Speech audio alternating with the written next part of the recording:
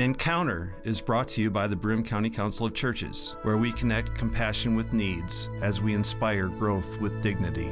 You'll find us in special places throughout the community. For those who remain hungry, we provide meals. For those who are challenged, we build wheelchair ramps. We comfort those who are ill, minister to those who are confined, and we remain an advocate for change and understanding on behalf of every element of our community. Connect and inspire. Encounter the Broome County Council of Churches. Brothers and sisters, welcome to the Encounter program sponsored by the Broome County Council of Churches. I'm your host, Mark Kimpland, the pastor at the Endwell United Methodist Church. I have grown to love this show and its opportunities. Selfishly, I've grown to appreciate what we do here on the Encounter program because I use this opportunity, again, probably selfishly, to learn and to find out what's happening in our community, in community agencies and social services and new ministries that are constantly emerging in this area. And today's show is one of those opportunities to learn about something I had never heard of before. And I'm excited about introducing our guest today, Kayti Dean, who is the Director of the Crisis Respite Services through the Mental Health Association of the Southern Tier. I'm pleased to be here. I am so glad you are here, and I want to thank you for reaching out to me about what we're going to be talking about regarding the Crisis Respite Services. And I'm excited to find out. You emailed me and said, hey, do you know anything about this? And I said, no, I really don't. We're Binghamton's best kept secret. Yes. I don't think we should be, but we are somehow. Yes. So we're trying to change that. And so selfishly, that's why I love doing this show, so I can find out more about what's going on in our community. But first, let's start here for our viewers and our listeners and such. Tell us a little bit about Kayti Dean, a little bit about your background, and then we'll jump into this. I've worked extensively with different nonprofit agencies, churches. I've learned how to really advocate for people and to identify the needs in my community and to really speak up on behalf, because often I'm in the place where I'm able to speak and to ask questions and to engage conversation, talk about things that other people aren't really comfortable talking about. And through that, I've learned that even me just speaking up and asking the questions or talking about a subject like mental health, about my experience with postpartum depression, my experience with living with somebody who has anxiety and being anxious myself, just a lot of different things about being a young mother, overwhelmed and isolated and not knowing where the groups are that I can join. All of those parts and pieces of human experience, really. Me being able to talk openly about it helps other people talk about their own experiences and makes them feel less alone and less isolated, and kind of gives permission for people to talk about their own challenges in a different way. Yeah. So it's been a really great thing, and my move over to the Mental Health Association of the Southern Tier has been a really great opportunity to really expand on that and to share more of myself and really advocate in a different way for folks who just need to know that they're not alone and engage that conversation about what challenges they're facing. Yeah. And I just want to go on record here, and I just wrapped up my 6th year in this area, and I've grown to appreciate your voice. I appreciate that. I really have, that you have been out front and vocal about things, and I just want to go on record to say I appreciate that. I truly do.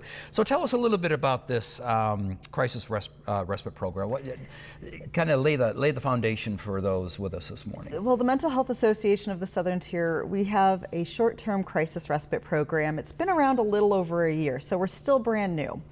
But the whole idea of peer support crisis respite came around, probably about 25 years ago. There seemed to be more movement in that area towards that. We're one of 14 programs that I'm aware of in the state. But it's a home-like environment where if you're experiencing some kind of emotional distress, if you're facing a mental health challenge, whether or not you have a mental health diagnosis, everybody has mental health. Yes, indeed. Everybody does. Yes, indeed.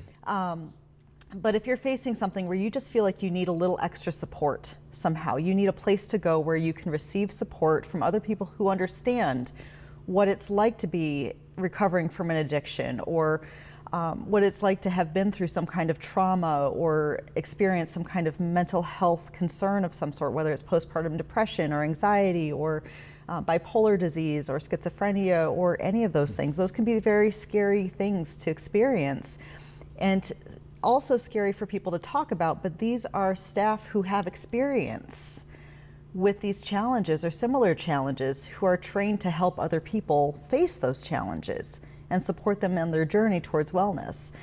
So it's a home where you can come and stay. Usually guests stay between 3 and 5 days and receive that extra support. You can come and go as you please. I know some people work. We do have to, life doesn't stop just because we're facing a challenge. Right. So you can come and go as you need to, but you have that supportive person waiting for you at the house when you return from work, who can talk to you about what you're facing, talk to you about the challenges and maybe the services or supports that you feel like would help you move forward, so that by the time you leave after 3 or 5 days, however long you decide to stay, you have a plan and you have taken some steps towards that plan and know where you're going and what to do next. Now, what, in your experience, lots of things are going on in my mind as you're sharing that, as probably is with our viewers and listeners. What's the spectrum of, and you highlighted some of those, what's the spectrum of the people that usually would use this service, from along that spectrum of mental health to the very traumatic, to the very, maybe not so dramatic, but a need? We're not a medical intervention. We're not associated with a hospital.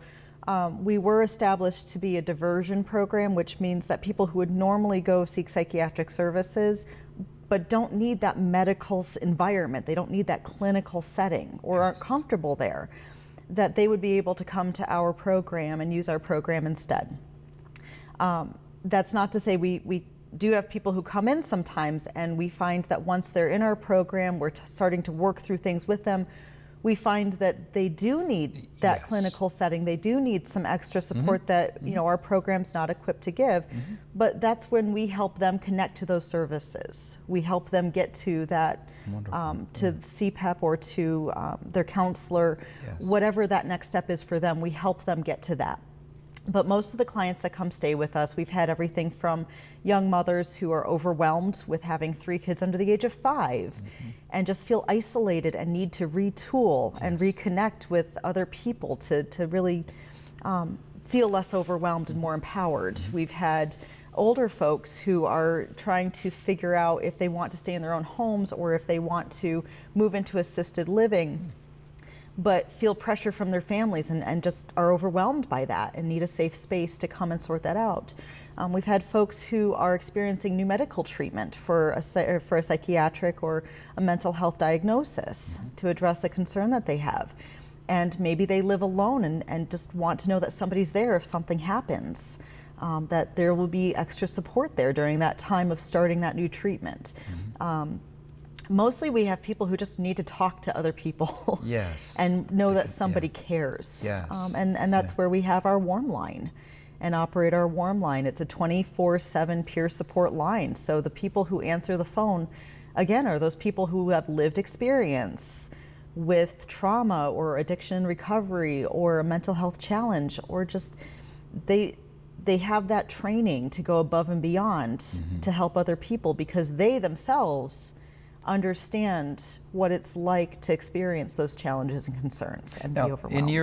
Has it been your experience that's kind of for the most part, the starting point of someone that's pondering their situation, the challenge that's ahead of them? That warm line is many times that doorway, that gateway to the services that you provide? It absolutely is. We have talked and we're continuing to get word out there to different agencies about who we are. So we often do see referrals and folks come from, Catholic Charities or ACBC or their local counselors or even their OBGYN or primary doctor. We have information that we're trying to get into the community so that when you see us and you know who we are, you know how to reach us if you need us.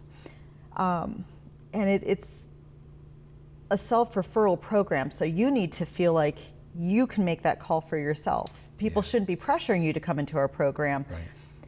We want to make sure that you understand that it's your choice to come in or not come in. But people can help you make that call You know, you can sit with somebody and just have that conversation with them, and maybe in the course of the conversation it comes up of, you know, I really wish there was someplace I could go. I need that beach vacation, but there's no beach in Binghamton. And, you know, I don't have the vacation funds, which I know that's happened to me a time or two, where, you know, you just need that other place to go. And somebody maybe can help you make that phone call. You would talk to one of our staff who will talk to you about what's going on, offer that support over the phone, and help you discern yourself what the best route should be or could be for you. They're well versed in other resources as well as our program. So if you feel like maybe I don't want to come and stay at somebody else's house while I work through this, they can help you find other resources as well. Friends, we are with Kayti Dean, who is the director of the Crisis Respite Services, and I want to get right back to this because this is exciting. Tell me a little bit about the admissions. What is that process of, all right, so somebody calls the warm line, or even before that warm line, they're discerning and such things, they call the warm line, they connect with one of the staff or the person on the other end of the phone. Is there an admission process that people go through, and if so, what might that entail? It's simply a phone call. Okay. It starts with a phone call. It starts with we call them potential guests. Okay, yes. Because when you stay with us, you are a guest. Yes. And we want to extend that hospitality to you. But when a potential guest calls, they go through a conversation with our staff on the phone, talking about what's going on in their life, what is the crisis or the challenge that they're facing, and how can we help. If we feel like this is a person that would benefit from our service and our program, then we go through a pre-registration over the phone. The staff gathers more information about who you are, where you come from. Right now, our program is equipped to serve folks in Broome County specifically, but we're looking to expand to other counties in the next year or so. So you do need to be an adult. You do need to be able to give consent for yourself and understand that this is entirely your choice to come. I'm hoping that nobody feels pressure by other people to come into our program. And you need to be in Broome County. Our guests are people who are able to medically and physically take care of themselves. That can mean anything from, in an emergency, they can evacuate themselves without staff helping them get up and move around. They need to be able to take care of their own medications. Some of the folks, especially if they have a diagnosis, might have a number of different medications they take to help them find the best possible person they can be and be the best person they can be. And they need to be able to take care of their own medications in that situation. But they also need to be willing to work on setting goals and identifying steps that they can take while they're staying with us that will help them create that plan, that they can go forward at the end of the week and know what their next step is, feel empowered to change their situation, and have already taken steps and had support in doing so. That's what I find so exciting about what you're doing. I know, it's fantastic, isn't it? It's one thing to have that safe haven and that support and such, but to equip the people as they leave and so hopefully important. you leave with more support than you came in with, or feel like you have more support. Often what my personal goal, I'm a connector. I like to connect people to their natural resources, to their communities, to local churches or local agencies, or even the little diner down the street where at 5 a.m. everybody gathers to solve the world's problems, whatever it is, to help people find a place where they can develop that natural support. They can go and know that they're welcome and that they can contribute as they're able to, and they feel like other people care about them. And so that seems to be a large part of that task. It seems official and scary to some people if, I'm going to go to this place and stay in a stranger's house, and I'm going to set a goal and make a plan and then do all these steps. But at the same time, it's almost a safe place because you come in with a blank slate. You're coming in to receive that support, and you're leaving with something that hopefully betters your life. Tell us a little bit about the house. what's in it? Well, we have a living room, we have a There you kitchen, go. we have a bathroom, we Yeah. have bedrooms. All the typical things you'd Yes. expect to see in a house. It is a large house. It's right in central Binghamton area, so it's within walking distance of convenience stores and restaurants and different places in Binghamton. It is a nice house. We have 6 bedrooms. They're all simply but carefully and lovingly decorated. I like old houses. That's my jive. Yeah. I like the charm and the stories that go into them. We're still finding our story in this house, but it is a very welcoming house. There's comfortable furniture, there's gathering places. We have a common area where you can do art projects or play games. We have a Wii. For those of you young enough to know what a Wii is. I don't even know what the current PlayStations and stuff are, but we do have a Wii. We have videos. It's a home away from home, and we aim to make it as much a home away from home as possible. There's a beautiful backyard and sitting area. Again, you can come and go as you need to or as you please, but it's a safe and welcoming place to go. What about your staff? You've mentioned that several times. Who's on, not specific, who's on staff, but how does one connect with that staff, and what are they able to do specifically when you're talking about staff people? We have peer support staff, and we're staffed 24 hours a day, 7 days a week. A peer support staff is a person who has that lived experience, who has received additional training to help other people who are on that journey. They have come to a place in their own lives of wellness and recovery, and now they're equipped to help other people find that place of wellness and recovery themselves. We have a small but wonderful staff. They work well together. They very much are dedicated to the program because, again, they know what it's like to need that support. And a lot of the folks that we see have had years of maybe they've been in and out of clinics and in and out of programs, but they've been more clinical programs or medication-centered programs or medical interventions programs, and they didn't really need that. And so when this opportunity came to work with a peer support crisis respite program, they are very passionate about this program. They're very dedicated to it and to the guests that we serve and wanting to help other people come to that place of recovery and wellness. We don't have any doctors on staff or any clinicians, anybody who wears a nice tuxedo to work, really. They're very approachable. They're just regular people. Awesome. Which is a fantastic fantastic resource. What a way to relate and connect. Friends, again, we are here today with Kayti Dean, the Director of the Crisis Respite Services.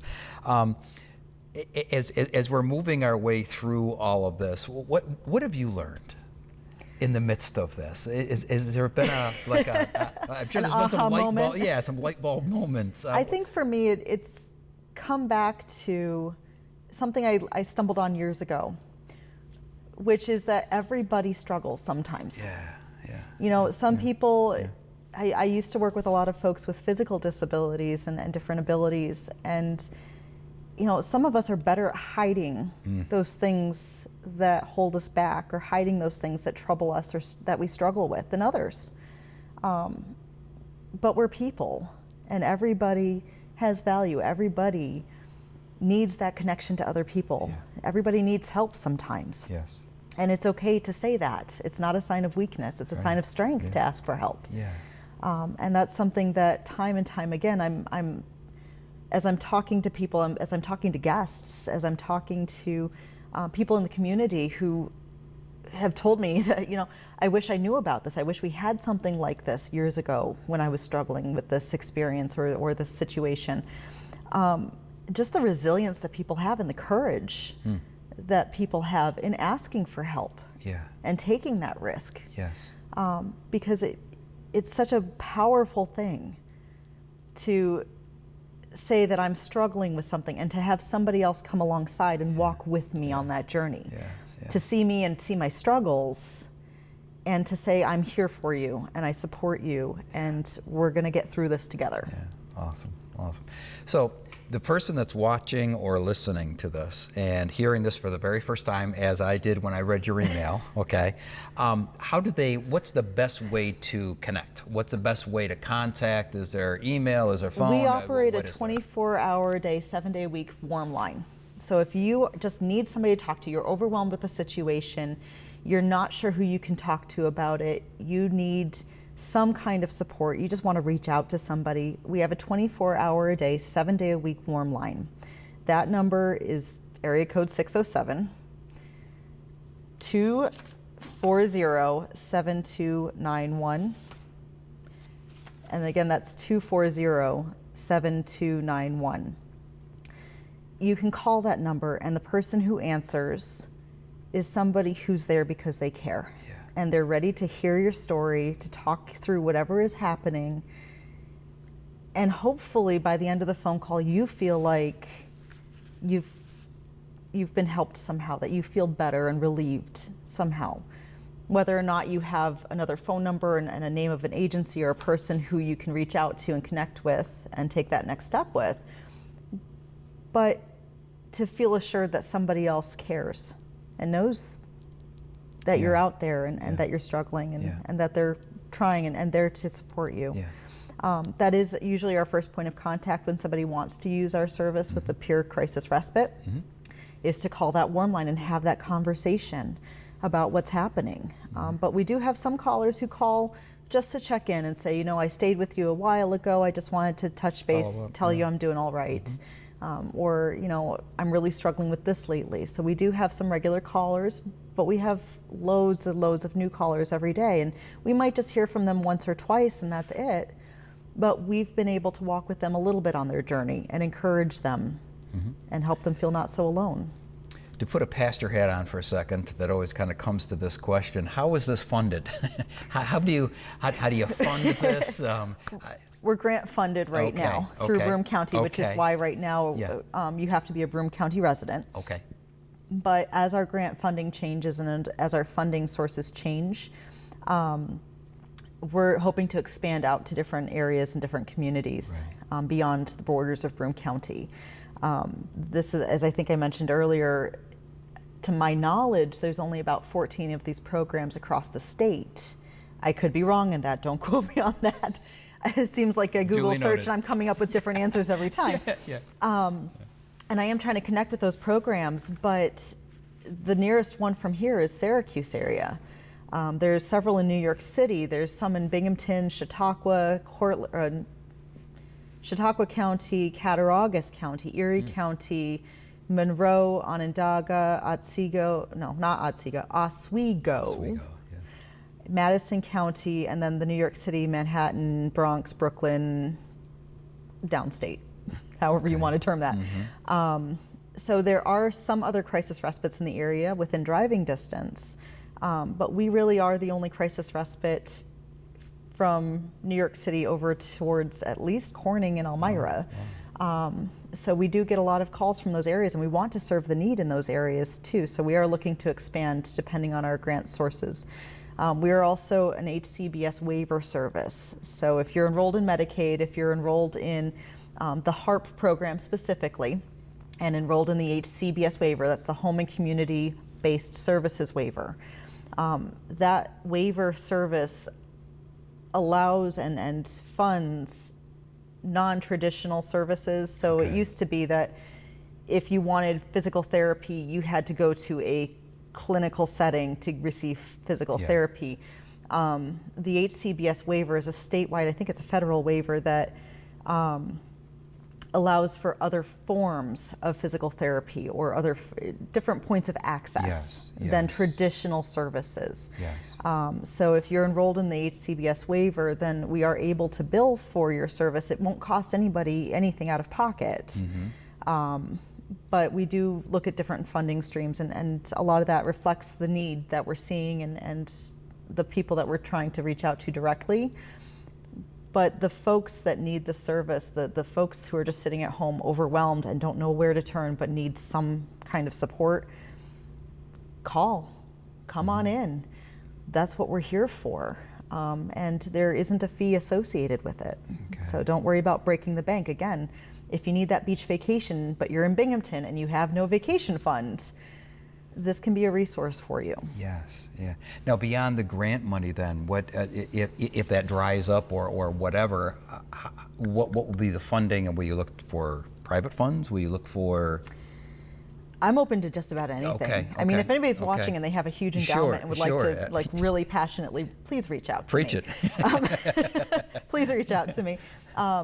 That's something that I'm constantly in conversation with the Mental Health Association leadership. The Mental Health Association of the Southern Tier is our parent company, our parent agency.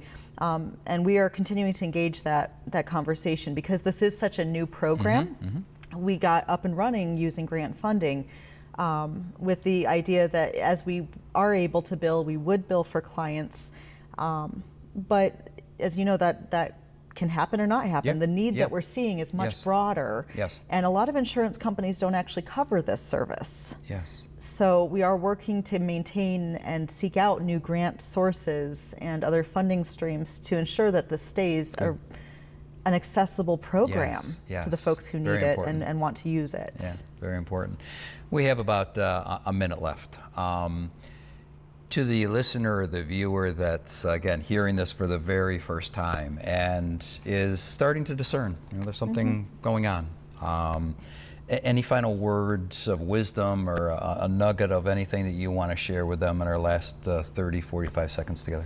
If you get to the point where you're overwhelmed and you just need somebody to talk to, call our warm line. The number is 240-7291. Call. You'll have somebody who answers on the other end who's there because they care. But you're not alone. And you're worth it. Kayti, thank you. I'm always excited to hear that there's newness in our community and there's new ideas, probably addressing old issues, but new ideas and new ways of doing that. So I want to thank you. I want to thank you for your voice. I want to thank you for your passion for what you're doing because you are certainly filling a need in this community. And I just want to thank you. And I want to encourage all of you, whether it is you that are watching or listening to this program, or a loved one or a family member or a neighbor that you think might benefit from our discussion this morning, please reach out to them. Reach out to them in love and share with them the valuable information that we've shared today.